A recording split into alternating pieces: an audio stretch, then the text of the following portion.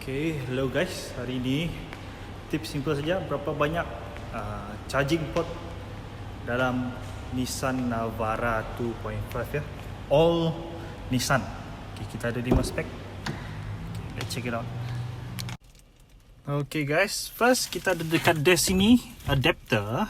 Okay, it's a smoke adapter in the past, tapi sekarang ni kita boleh buat adapter ya. Beli adapter yang ada dekat market, dan make sure it's certified, is more recommended sebab dia sudah ikut standard procedure for universal standard untuk electronic gadget. So sekarang ni gadget is important to us sebab sekarang ni kita perlukan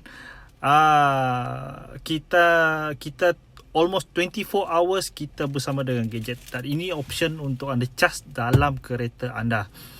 Okay, first kita di sini mungkin boleh muatkan 2 port. Kalau kita beli adapter, kita ada di sini di bawah shift to fly 4-wheel mode.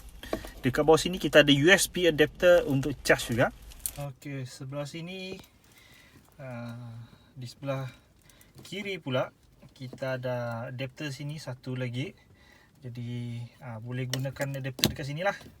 Okay, yang ini pun by assuming biasa dia adapter tu dia ada 2 port USB port. Supposedly you ada 5 sudah, termasuk yang di atas. 1 2 ya. Dekat sini 1, and then dekat sini 2. So ada 5 sudah. And then kita move to dekat sini ya guys. Okay, dekat kita armrest pula kita ada satu lagi port yang boleh support 2 more USB adapter yang boleh dimasukkan ke dalam sini, dan USB by assuming kita boleh masukkan 2. Kesemuanya ada 7 guys. 7 adapter ya.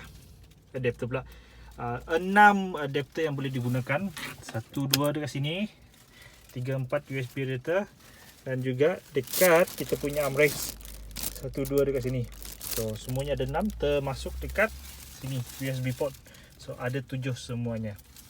Okay, rasa itu daripada saya. Terima kasih.